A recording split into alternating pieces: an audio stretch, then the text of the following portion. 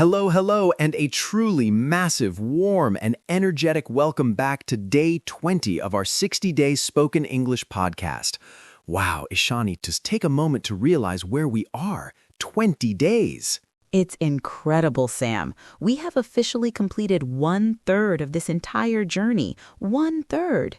If you are still here tuning in every day with that curious mindset we've been talking about, then you are already a winner in my book. You've outlasted the thousands who give up in the first week. Absolutely. Today is what I call a very special brain training episode. Over the last 19 days, we've practiced scenarios we can predict, like ordering a steak, checking into a hotel, or opening a bank account. But life isn't always a script, is it? No, it's definitely not. Today, we are mastering the scary stuff. We are talking about answering unexpected questions, thinking fast in English, and we're going to have a dedicated rapid response practice segment that will really put your skills to the test. Think about it, listeners. Have you ever been in a situation where a stranger asks you a question out of the blue and your mind just goes blank? Your heart starts racing, and even though you know the words, they get stuck in your throat. You feel tongue-tied while English words are flying at you at 100 miles per hour. Well, worry no more. In this massive deep dive session, we're talking nearly 3,500 words of pure strategy today. We are going to use the wisdom of our sources to dismantle that fear. We'll learn why extensive learning is the secret to thinking fast and how to use filler phrases to buy yourself precious seconds. So everyone, stand tall, shake off those nerves, expand your chest, and let's get into the high-speed lane of English. Absolutely. Let's start with segment 1, the psychology of 100 miles per hour English. Why do we actually freeze when someone asks an unexpected question?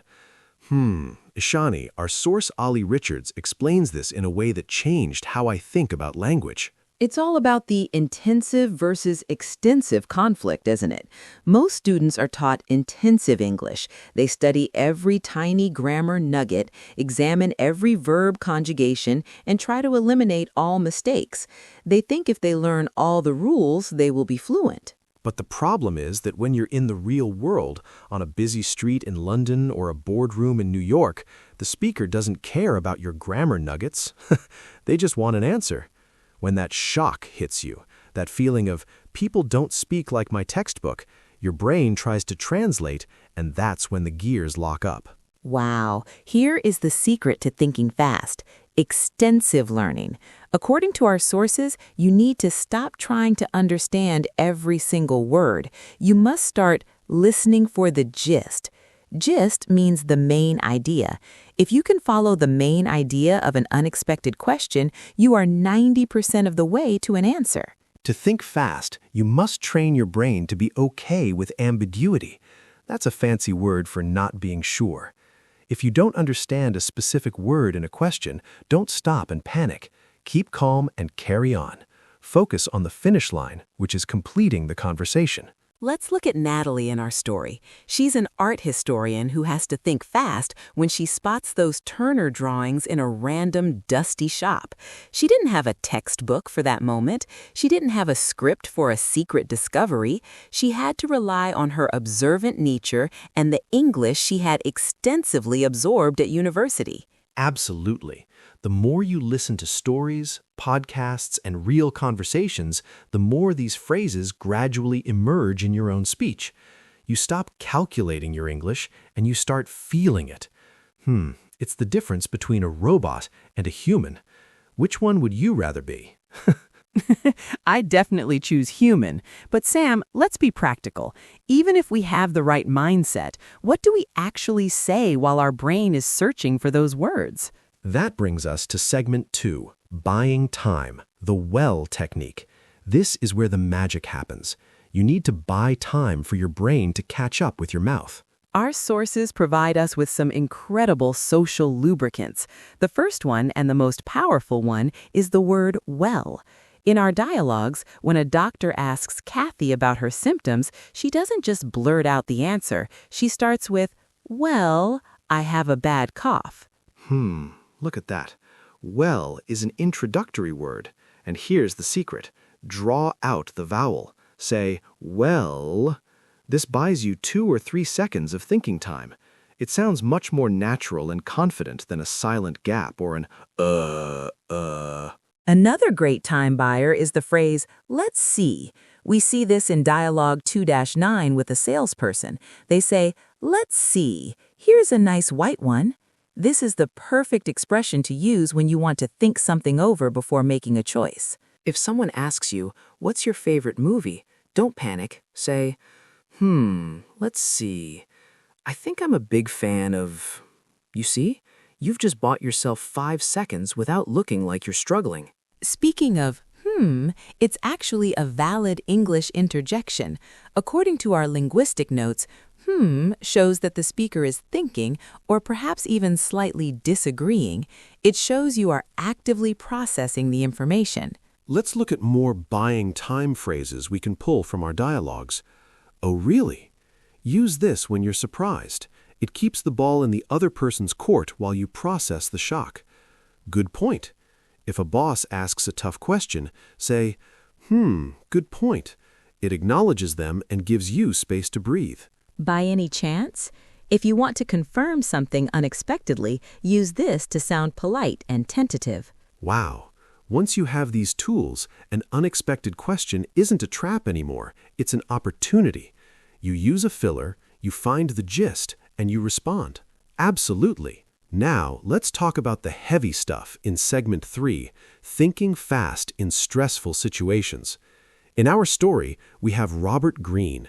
He's, well, let's just say he's a bit shady. He's constantly being asked unexpected questions by Natalie and the detective. When Natalie asks him, how did these drawings get here? Robert has to think fast. He uses a very simple completed action response. I don't know. Lots of people bring me works of art. If you are asked a question and you truly don't know the answer, honesty is the fastest response. Like Alice, who admits, I don't know much about art. By being honest about what you don't know, you can redirect the conversation to what you do know. But what if the person is being aggressive or direct? This is where you use polite reframing. Instead of getting tongue-tied, use a tentative suggestion. For example, how about we talk about this later? Or, I was wondering if you'd like to see my notes first.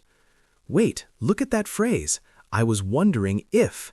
It is such a polite and indirect way of asking something. It's perfect for when you're nervous. If your boss asks you to work over the weekend and you didn't expect it, you can say, I was wondering if I could give you an answer by tomorrow morning? Absolutely. Thinking fast is about having these go-to structures ready to go in your mind. Think of them as Lego blocks. When a question comes at you, you don't build a new house from scratch. You just snap your existing Lego blocks together. Wow. When you realize that even the mysterious man in the hat uses these simple patterns to stay in control, you realize how powerful they are. Exactly. Now, listeners, it's time to put all of this into practice. Welcome to segment 4, the rapid response flash round. I am going to throw 3 unexpected scenarios at you, and I want you to respond out loud.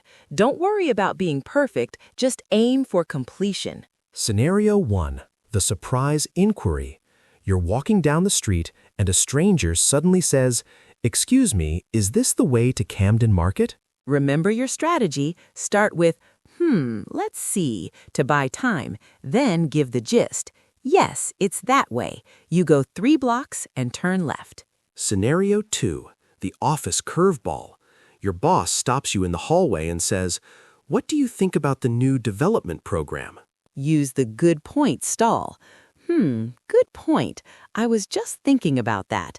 I think it's a great idea, but I'd like to see more details. Scenario 3, the social surprise. A friend says, "Didn't you meet Mary at Steve's party?" And it's a negative question because you weren't there. Show your surprise back.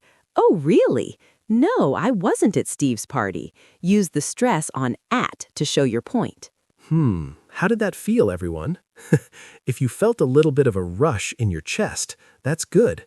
That is the feeling of your brain shifting from textbook mode into real-world mode. Remember what Ollie Richards says, your proficiency comes from the time you spend integrating the language into your life. You won't master rapid response in one day, but by using these fillers, well, let's see, you already sound 100% more fluent. We have reached the end of day 20. Wow!